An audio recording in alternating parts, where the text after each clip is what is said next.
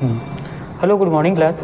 आज हम लोग संवैधानिक विकास के बारे में पढ़ेंगे। ठीक है, याद रखना इसमें हम लोग जो चार्टर या रेगुलेटिंग एक्ट के बारे में पढ़ते हैं ये आपके संविधान में भी है और साथ में भारतीय इतिहास में भी है। ठीक है, क्योंकि हम अब यहाँ पे भारतीय संविधान का पार्ट पढ़ रहे हैं, इसमें आप ध्यान दीजिएगा थोड़ा सा क्रमशः। ठीक है, क्योंकि इसको हम लोग आगे इतिहास में भी पढ़ेंगे। अब यहाँ पे ध्यान देना 1608 सन को याद रखना है। उस समय शासन था किनका? British east India company. ठीक है, तो 1608 में जो ब्रिटिश की ईस्ट इंडिया कंपनी थी वो भारत आए थे। क्या करने के लिए? तो केवल व्यापार करने के लिए था। ठीक है, उस समय उनका भारत में शासन करने जैसा कोई उस समय का जो कहना चाहिए एक नीति नहीं थी।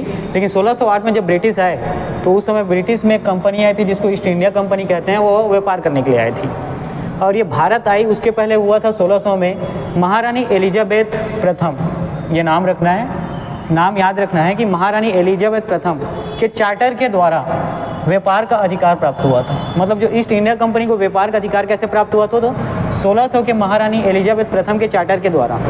ठीक है, अब ऐसे ही देखते हैं इसमें शासन दो तरीके से हुआ। एक कंपनी का शासन कहने का मतलब होता है ईस्ट इंडिया कंपनी। इन्होंने शासन किया 1773 से लेकर 1858 तक। डेट याद रखना है, इंपॉर्टेंट है। और उसके बाद सम्राट का शासन आया, यह आया 1858 से 1947 में। ठीक है, यहाँ पे 1858 देख के एक याद होगा, 1857 में एक सिपाही विद्रोह हुआ था। ठीक है, 1857 का जो स्वतंत्रता आंदोलन है, इसी के कारण यहाँ पे कंपनी का शासन जो है खत्म हुआ और सम्राट का शासन चालू हुआ भारत में। ठीक है, उसको अगले अध्याय में ठीक है विस्तृत पढ़ेंगे। ठीक, अब आगे देखिए कि 1773 का जो रेगुलेटिंग एक्ट है ये आया कंपनी का शासन। इन्होंने शासन किया 1773 से लेके 1858 तक। अब चलिए 1773 का रेगुलेटिंग एक्ट के बारे में पढ़ते हैं। इसमें हम लोग प्राय जो इम्पोर्टेंट है परीक्षा के दृष्टिकोण से जो आता है पेपर में उसी के बारे में पढ़ेंगे, ज़्यादा विस्तृत नहीं पढ़ते हैं। ठीक है, चलिए देखिए, ईस्ट इंडिया कंपनी के कार्यों को नियमित और नियंत्रित करने वाला पहला कदम था।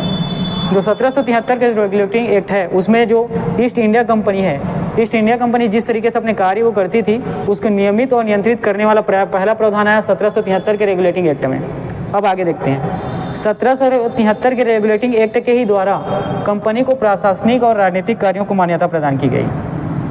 तो ऐसा प्रश्न आता है कि कंपनी को प्रशासनिक और राजनीतिक कार्यों की मान्यता प्रदान की गई किसके तहत? तो यह आएगा आपको 1773 के रेगुलेटिंग एक्ट के तहत। अब आगे देखिए, भारत में केंद्रीय प्रशासन की नींव रखी गई। भारत में केंद्रीय प्रशासन की नींव जो है 1773 के रेगुलेटिंग एक्ट के तहत रखा गया है। साथ चलिए अगला देखते हैं, यहाँ पे है बंगाल के गवर्नर। ठीक है, उस समय गवर्नर कहाँ के होते थे? बंगाल के होते थे। उनको गवर्नर जनरल का पद दिया गया।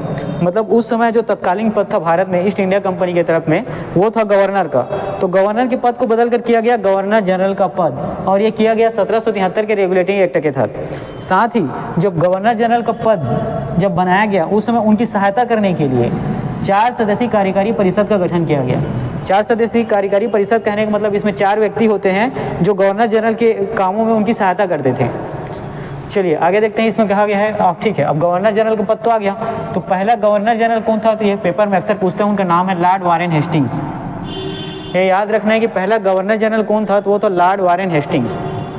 अब अगला पॉइंट देखिए, मद्रास एवं बम्बई के गवर्नर। उस समय जो है हमारे जो प्रशासनिक ये इकाइयाँ थी वो बटी हुई थी प्रांतों में। उस समय मद्रास और बम्बई में ही गवर्नर थे, जैसे कि बंगाल के गवर्नर थे। ठीक है, तो मद्रास और बम्बई के गवर्नर को जो है बंगाल के गवर्नर जनरल के अधीन कर दिया गया। कहने का मतलब मद्रास और बम्बई के जो गवर्नर है ना वो उनके सारे कार्य बंगाल के गवर्नर जनरल के अधीन कर दिए गए। ठीक है, मतलब ये मद्रास और बम्बई के गवर्नर जो है इनको जो काम जो है वो बंगाल के गवर्नर जनरल के आदेश के तहत करना पड़ेगा, इस नियम के तहत। ठीक, और कलकत्ता में 1774 में उच्चतम न्यायालय की स्थापना की गई। कलकत्ता में 1774 में उच्चतम न्यायालय की स्थापना की गई। और ये कौन से प्रावधान के अंतर्गत आता है? तो ये आता है 1773 के रेगुलेटिंग एक्ट के तहत।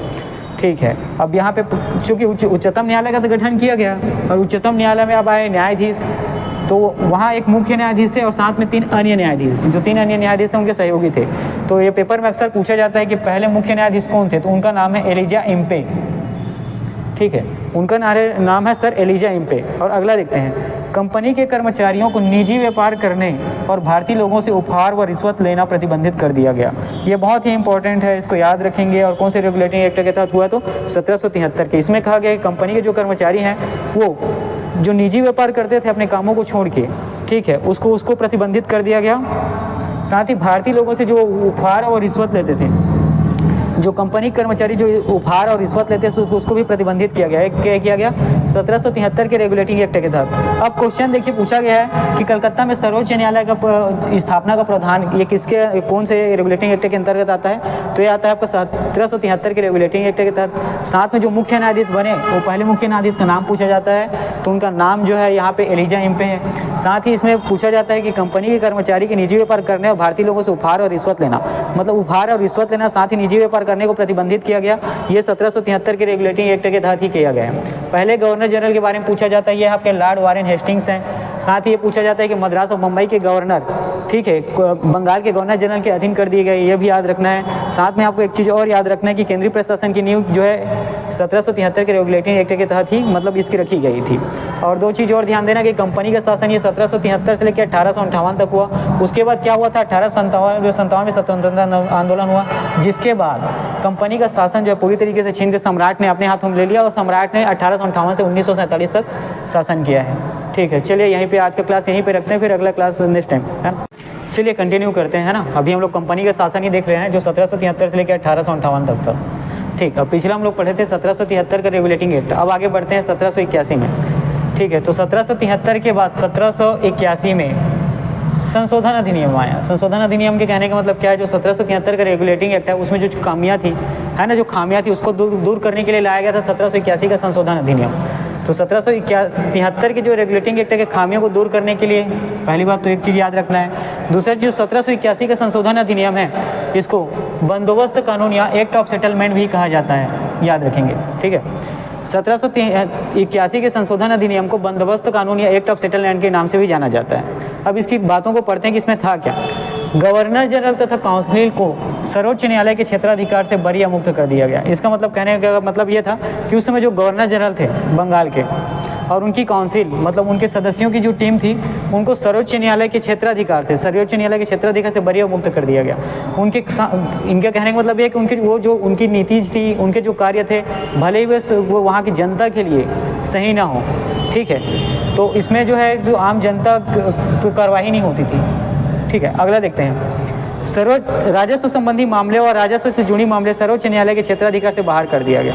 मतलब जो पैसे से संबंधित मामले थे जो उस समय कंपनी भारत में कार्य करती थी और राजस्व से जुड़ी मामले सर्वोच्च न्यायालय के क्षेत्राधिकार से बाहर कर दिया गया। मतलब ये लोग पैसे का दोहन अपने हिसाब से करते थे। ठीक है, वो जनता को उससे कुछ फायदा मिले या ना मिले, तो इसके लिए जब सवाल पूछा जाता था तो सवाल सर्वोच्च न्यायालय के क्षेत्र के बाहर कर दिया गया। कहने का मतलब कि जो राजस्व संबंधी मामले थे वो जो है उस समय ईस्ट इंडिया कंपनी अपने अनुसार करती थी, इसमें किसी का कोई हस्तक्षेप नहीं होता था, चाहे वो हमारे मान लीजिए सर्वोच्च न्यायालय ही क्यों ना हो। ये उस समय की बात है 1781 के। वैसा ही जो गवर्नर जनरल उसके काउंसिल जो किसी भी तरीके का काम करे, उनका काम जो क्षेत्राधिकार जो है उनके सारे काम को सर्वोच्च न्यायालय से बाहर कर दिया गया। वो सही कह ले या गलत करे, उनके ऊपर कार्रवाई सर्वोच्च न्यायालय के थ्रू नहीं हो सकती थी। इसका मतलब है वो पूरी तरीके से फ्री थे। ठीक है, और 1781 के कानून ने व्यवस्था बनाई कि क्या व्यवस्था बनाई थी, ध्यान से देखना है कि हिंदू को हिंदू कानून के निजी कानून से और मुसलमानों को उनके निजी कानून के हिसाब से वाद व मामले तय किए गए। ये बहुत ही इंपॉर्टेंट है, ये क्वेश्चन पूछा जाता है कि हिंदुओं को हिंदुओं के निजी कानून और मुसलमानों को उनके निजी कानून के हिसाब से जो मामले की सुनवाई होती थी वो कौन से एक्ट के तहत था, तो वो 1781 के संशोधन अधिनियम के तहत था। ठीक है, यहाँ पे ध्यान दिया जाए तो हिंदू के हिंदू कानून मतलब यहाँ पे कानून की समानता नहीं थी।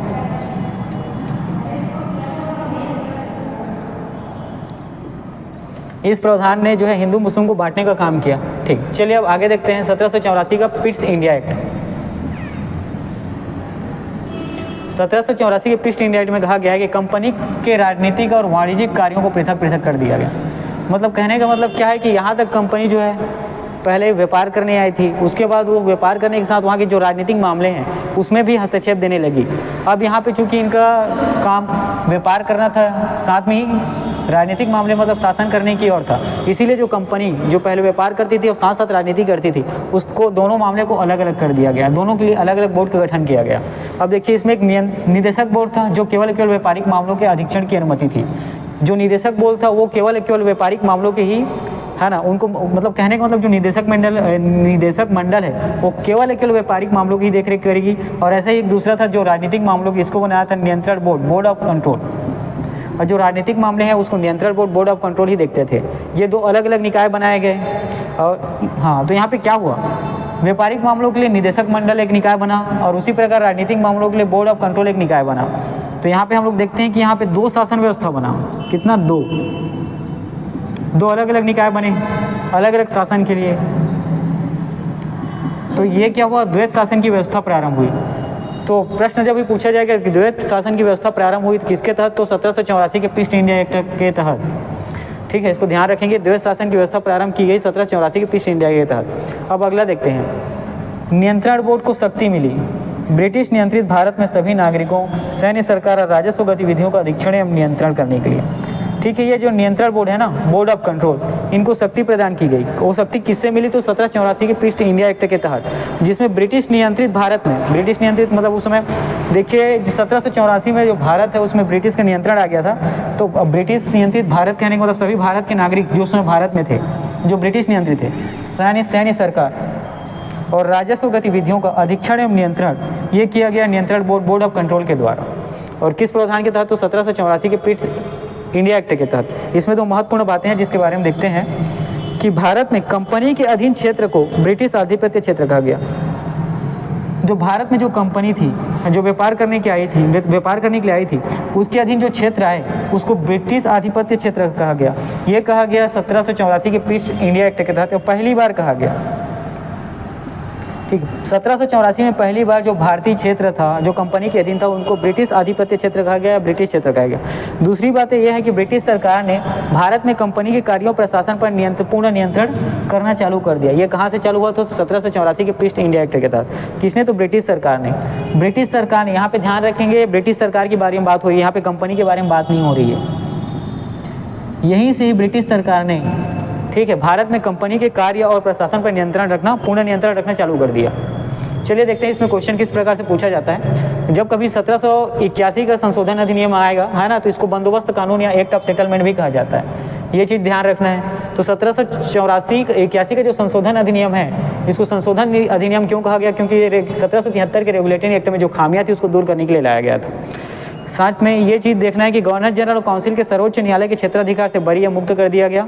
उसी प्रकार राजस्व संबंधी मामले भी सर्वोच्च न्यायालय से बाहर कर दिए गए। ठीक है, हिंदुओं के लिए हिंदुओं का निजी कानून और मुसलमानों के लिए मुसलमानों का निजी कानून, मतलब भारत में जो हिंदू मुस्लिम का जो बंटवारा था वो यहीं से चालू कर दिया गया। किससे, 1781 के संशोधन अधिनियम से। इसको याद रखेंगे, पेपर में पूछा जाता है। साथ में 1784 का ईस्ट इंडिया एक्ट, ठीक है, इसमें राजनीतिक और वाणिज्यिक कार्यों को पृथक पृथक किया गया। ये क्वेश्चन को ध्यान रखेंगे।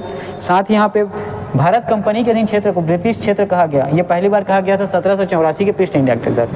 ठीक, और द्वैत शासन व्यवस्था प्रारंभ हुई, ये हुई थी 1784 के ईस्ट इंडिया के तहत। ये भी इंपॉर्टेंट है, इसको भी याद रखेंगे। द्वैत शासन का मतलब 2 अलग अलग शासन, राजनीतिक कार्यों के लिए अलग शासन और व्यापारिक मामलों के लिए अलग शासन। चलिए ठीक है, इसके बाद अगले क्लास में फिर कंटिन्यू करेंगे। आज का क्लास यहीं तक है। चलिए, जो कंपनी के शासन है, जो अधिनियम और चार्टर के ऊपर है, उसको हम लोग अब कंटिन्यू करते हैं। और इसके बाद देखते हैं 1786 का अधिनियम। लॉर्ड कॉर्नवालिस बंगाल का गवर्नर जनरल नियुक्त किया। याद रखिए, लॉर्ड कॉर्नवालिस को बंगाल का गवर्नर जनरल नियुक्त किया गया 1786 के अधिनियम के तहत किया गया। साथ ही सेनापति अथवा कमांडर इन चीफ का पद भी दिया गया। ठीक है, इसको ध्यान रखना है कि सेनापति और कमांडर इन चीफ का पद शामिल किया गया 1786 के अधिनियम में। और ये दिया गया किनको, तो जो लॉर्ड कॉर्नवालिस जो बंगाल के गवर्नर जनरल है ना, उनको ही सेनापति और कमांडर इन चीफ का पद दिया गया। देखिए 1786 की और बहुत सारी बातें हैं, क्योंकि जो परीक्षा उपयोगी है उसी को हम लोग केवल उसी को उपयोग करते हैं। ठीक है, जो तथ्य है। और इसके बाद 1786 का अधिनियम में बस ये 2 चीज़ें याद रखनी है। इसके बाद आप आगे 1793 का चार्टर कानून। ठीक, 1793 के चार्टर कानून को देखते हैं हम लोग। और इसमें है गवर्नर जनरल के अधीनस्थ बॉम्बे और मद्रास प्रेसिडेंसी के ऊपर अधिक नियंत्रण किया। अब गवर्नर जनरल जो है ना, जो अधीनस्थ बॉम्बे और मद्रास प्रेसिडेंसी है, उसके ऊपर अधिक नियंत्रण कर सकता था। ऐसा शक्ति दिया गया 1773 के चार्टर कानून के। साथ में भारत में व्यापार के अधिकार को अगले 20 वर्ष के लिए बढ़ा दिया। भारत में जो व्यापार करने का जो एकाधिकार था ना कंपनी का, उसको अगले 20 वर्ष के लिए बढ़ा दिया गया। ये कौन से कानून के तहत बढ़ाया गया, तो 1793 के चार्टर कानून के तहत। याद रखेंगे, बहुत इंपॉर्टेंट है। अब इसके बाद बोर्ड ऑफ कंट्रोल के सदस्यों और उनके कर्मचारियों को भारतीय राजस्व से ही भुगतान किया गया। कहने का मतलब जो अंग्रेज आया था ना, जिसमें बोर्ड ऑफ कंट्रोल के सदस्य थे। बोर्ड ऑफ कंट्रोल एक निकाय गठित हुआ जिसमें उसके सदस्य, उसमें काम करने वाले कर्मचारी थे। उनको पैसा अंग्रेज सरकार नहीं देगी, वो बोल रही कि भारतीय ही देगी। देखिए, ये भी बहुत इंपॉर्टेंट है, याद रखेंगे, भूलना नहीं है कि कि बोर्ड ऑफ कंट्रोल के सदस्यों उनके पिछले कर्मचारियों को भारतीय राजस्व से भुगतान किया जाएगा। ये प्रावधान आएगा 1793 चार्टर का। अंग्रेजों के पास इतने भी पैसे नहीं थे कि वो अपने सदस्यों को और उसके कर्मचारियों को काम करने के बदले पैसे दे सकते। ठीक है, भारत की मेहरबानी से उनको पैसे मिले हैं। और अगला है चार्टर कानून 1813। ठीक है, ये ग्रहणीय कानून तो बड़ा है, लेकिन जो परीक्षा उपयोगी तथ्य है केवल हम लोग उसी को ही पढ़ते हैं। और इसमें है पहला देखिए, कंपनी के व्यापारिक अधिकार को समाप्त कर दिया गया कानून। और साथ ही चाय के व्यापार और चीन के साथ जो व्यापार है उसमें कंपनी के एकाधिकार को बाहर रखा गया। चार्टर कानून 1813 के तहत कंपनी के जो व्यापारिक अधिकार है ना, जो केवल कंपनी व्यापार करेगी, ये जो व्यापार एकाधिकार है इसको समाप्त कर दिया गया। और उसमें पूरी तरीके से समाप्त नहीं किया, इसमें चाय के व्यापार और साथ में चीन के साथ जो व्यापार हो रहा था ना, इसको इसमें एकाधिकार है, उसको एकाधिकार को बाहर रखा गया।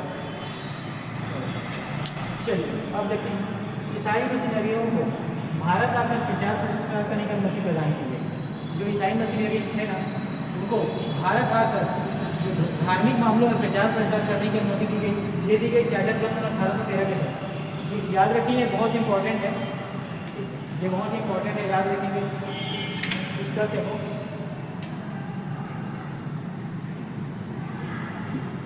भारत के ब्रिटिश इलाकों में पश्चिमी शिक्षा का प्रचार प्रसार की व्यवस्था की गई। ठीक है, उस समय भारत में जो ब्रिटिश इलाके थे, यानी मतलब भारत के वो इलाके जो ब्रिटिश के अधीन थे, उन इलाकों में जो पश्चिमी शिक्षा है, पश्चिमी शिक्षा का मतलब जो वेस्टर्न एजुकेशन, जो अंग्रेजी की शिक्षा थी उस समय,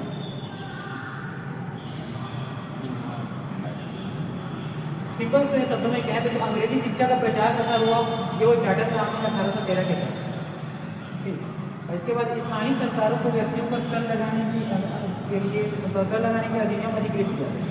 इसके पहले ये नहीं हुआ। ठीक है, किसी कोई भी स्थानीय सरकार किसी पर्टिकुलर व्यक्ति को कभी कर नहीं लगा सकती, लेकिन ये कानून आया किसके तहत? तो चार्टर कानून 1813 के तहत। ठीक, और साथ में कर नहीं देने पर दंड की व्यवस्था दी गई। स्थानीय सरकारों को व्यक्तियों पर कर लगाने के लिए अधिकृत किया गया। जो स्थानीय सरकार उस समय थी, ठीक है, उनको कहा गया कि आप हर व्यक्ति पर कर लगाएं, और अगर कर कोई व्यक्ति कर का भुगतान नहीं कर पा रहा है तो उनको दंड की व्यवस्था भी की गई। ठीक है, इसमें कुछ इंपॉर्टेंट चीज़ें देखिए। इंपॉर्टेंट तो यही है चार्टर कानून 1813 का, व्यापार का एकाधिकार समाप्त कर दिया गया। और चाय के व्यापार और चीन के साथ जो व्यापार है ना, उसी को केवल फिर बाहर रखा गया। जो ईसाई मशीनरी थे, है ना, इनको भारत आकर धार्मिक मामलों में प्रचार प्रसार करने की अनुमति दी गई। उसके बाद है ब्रिटिश इलाकों में जो पश्चिमी शिक्षा, ठीक है, कहने का मतलब जो अंग्रेजी शिक्षा का प्रचार प्रसार हुआ है 1813 चार्टर एक्ट के तहत हुआ। और स्थानीय मतलब जो सरकार है वो व्यक्ति पर कर लगा सकती थी अगर चार्टर एक्ट 1817 रहेगी। अब इसमें कुछ इंपॉर्टेंट चीज़ें उसको ध्यान में रखिएगा। भारत और व्यापार एकाधिकार को 20 वर्ष के लिए बढ़ा दिया गया है 1793 चार्टर कानून, ये इम्पोर्टेंट है। और इसमें 1786 के अधिनियम में बस ये दो बातें याद रखनी है कि लॉर्ड कॉर्नवालिस बंगाल का गवर्नर जनरल नियुक्त किया गया, लॉर्ड कॉर्नवालिस को सेनापति को कमांडर इन चीज़ को दिया गया। ये यहाँ पर पहली बार आया है, ये जो पद है ये पहली बार इंट्रोड्यूस हुआ था 1786 के अधिनियम। चलिए ठीक है, फिर अगली बार अगला क्लास